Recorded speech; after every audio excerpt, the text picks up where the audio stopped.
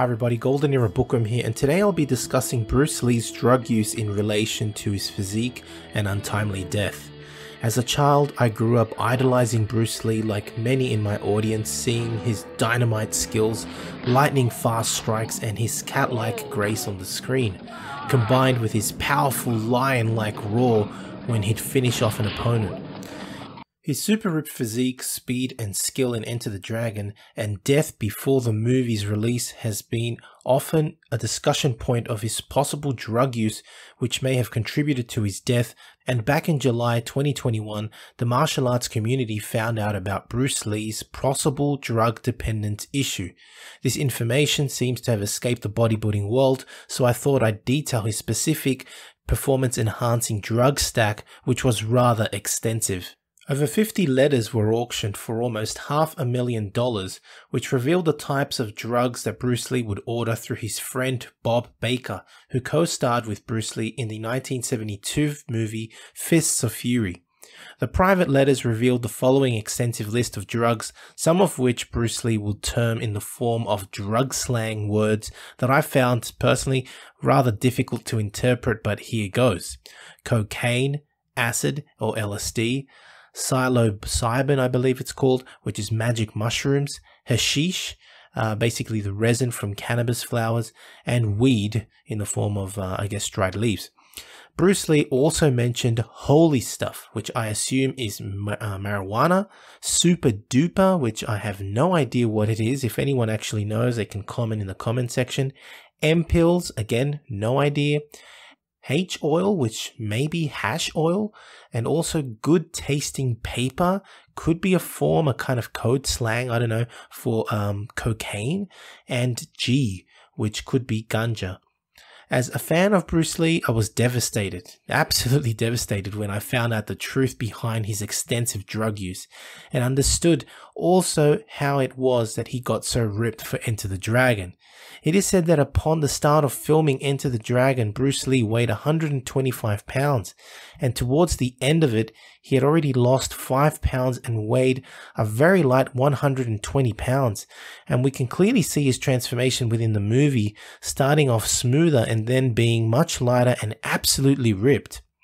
Further, the letter also demonstrated the gradual dependency of the drugs, which grew between the years of 1970 to 1973, and the gradual transformation of a much smoother, one could even say bulkier Bruce Lee, if you could describe him that way ever, to his gradual wasting away in the years before his death.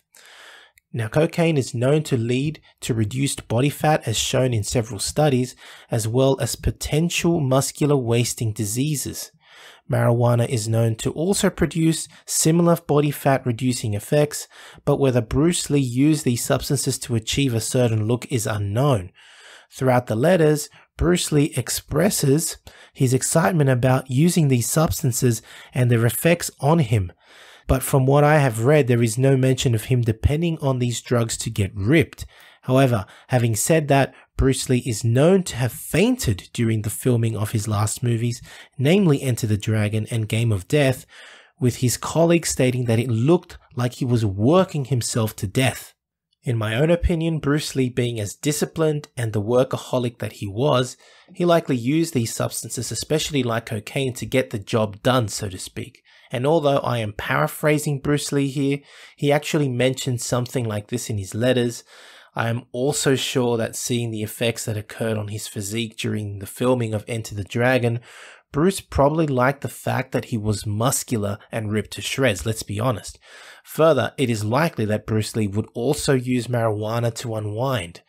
And this story has circulated for years as the reason to his death, as termed death by misadventure. Regarding his death, Bruce Lee officially died of brain edema. Both cocaine use and cannabis are related to increased risk of brain edema, and once again, this is well documented in medical journals. I could go on and on about the potential fat reducing and harmful effects of the other drugs that Bruce Lee would use, but it appears that from the over 50 letters that were uncovered, Bruce Lee's major drugs of choice were cocaine and marijuana, with the other drugs like LSD, acid and magic mushrooms being used more on occasion to experience something new or even get creative when writing, as stated in the letters. What is definitely pronounced in these letters is his extensive and continual and possible addiction to cocaine, which in my opinion led to his physique being so muscular, completely shredded, just so ripped, and may have contributed also to his ultimate death. But again, this is just my opinion. So I do hope you have enjoyed this video on Bruce Lee's performance enhancing drug stack. And if you have, please give the video a like, subscribe, and leave me your comments, and click the bell button so you don't miss out on any future videos. For those fans out there that didn't know of Bruce Lee's drug use, who included me until very recently, understand that Bruce Lee was human after all, and in my eyes at least, still gave us much good to remember him by. The world still is a better place because of Bruce Lee, and he still remains one of my all-time favorite heroes. That's it from me. This is the Golden Era Bookworm saying bye for now. The Golden Eagle collection is now available at www.goldenerabookworm.com. Select from Upper Body Muscle Mass and Power or Tom's Classic Leg Training Manual, also known as the Bible of Leg Training. All available at www.goldenerabookworm.com.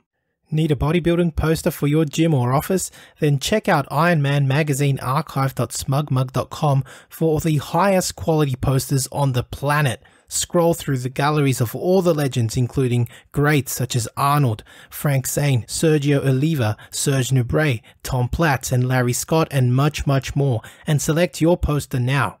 Online training is now available, including my new program, Novice to Classic, a program geared towards beginners and novices looking at developing a classic physique, as well as Classic Cut, geared at those who wish to lose weight and gain muscle fast. Details available at www.goldenerabookworm.com. As a natural bodybuilder, it is imperative to know your own testosterone levels, as they are a reflection of the anabolic environment created by your diet and training. I would highly recommend using the male hormone test kit from Let's Get Checked, and make sure you use my code GOLDEN30 for a 30% discount. Again, the advantage of checking yourself regularly is that you will know how well your body is anabolically primed to put on the much desired muscle you are working for. Get your gym wear and Golden Era apparel at the new Golden Era Tees shop, featuring designs from the Silver Era and Golden Era legends, available as tanks, shirts, sweatshirts, and hoodies in all sizes and colors. To support your favorite YouTube channel, please visit teespring.com/stores/Golden Era Bookworm for merchandise including t-shirts, hoodies, face masks, phone cases, and much, much more. Once again at teespring.com/stores/Golden Era Bookworm. Become a patron at www.patreon.com/Golden Era Bookworm for hard to find books, scans of rare photos, and articles on the Golden Era of bodybuilding. I don't think that Bill Phillips looked at it as, I want to compete against them, I want to destroy them. If they pass legislation basically making any type of food supplement a prescription item, that would be the end, the death of the entire food supplement industry. Take your vitamin pill now. In the 1960s, the sports supplement industry was barely emerging. I think the reason why Joe Weider was so successful was he had Arnold on his side. He wasn't selling supplements, he was in the dream business. Joe Weider was a marketing genius. People would say the promotions or the endorsements back then were cheesy. To me, it wasn't. I loved it. Fitness was taking off. You know, fitness became cool. You had a lot of readers that wanted to be like the stars that they idolized. Bill's strength is his marketing savvy. He's a marketing genius. Got it. It's only vitamin. The right of American citizens to have free access to dietary supplements of their choice. Consult your physician. You might as well consult the next guy you meet on the street. They don't know a damn thing about vitamins and nutrition. The dietary supplement industry became the #2 most regulated industry. Nuclear, dietary supplements, pharmaceutical. We're more regulated than drugs. They come in and you need to allow the FDA. They have jurisdiction. The enforcement is kind of the questionable side of it, and how do they really get a handle on this monster? A lot of people tell me that the dietary supplement industry is completely unregulated. It's the wild, wild west out there. It's a free-for-all. That could not be further from the truth. A dietary supplement is not allowed to have a side effect. I always say that pharmaceutical has to have a minimum of 100 side effects in order for it to be a drug. And now, it's a $40 billion industry and growing. That's the really interesting thing, is the cast of characters from the 80s, when it was kind of iffy, to now when it's a lot more legitimate. They made it sound cutting edge, revolutionary, and different, and I want that. That's cool. We are in this industry to improve our health. It's not just a vanity project here. We're working on our lifeline. We eat a certain way to improve our health. We train a certain way to improve our health. Supplements are just that. They supplement your work, your graft, your nutrition. They demonize dietary supplements, but they say all you need is real food. Well, what's a real food? They pump you up and get you hard, stronger, faster, bigger. Doc, I want to take this weight gain. I want to take this pre-workout. No! No way! That stuff, we don't know what's in that. It could be, no way. I'm not going to give you, it's going to kill the industry, bottom line. So I must have drank so much protein powder from age 15 to 18 that my head was going to explode. I believed in metrics so much that I would probably punch somebody in the face if they tried to take it away from me.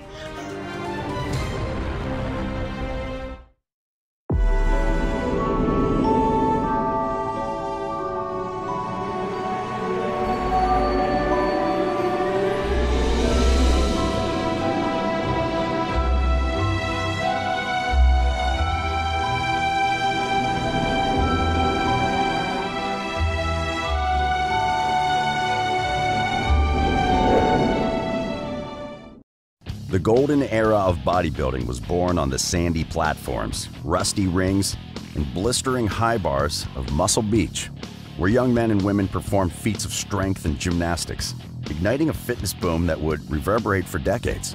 By the 60s and 70s, the golden era was in full form, spreading like wildfire, and engulfing a new generation of bodybuilders who wanted nothing more than an all-natural, well-rounded physique. This lifelong pursuit of physical perfection created legends, including a young Arnold Schwarzenegger and illusional health and fitness goals. That's how we maintain the spirit of the golden era champions and honor the legacy of our founder, Vince Gironda. Simply put, our customers trust NSP Nutrition, and they appreciate what we stand for. Once you become a customer, you become part of the NSP family. This is NSP's commitment to you.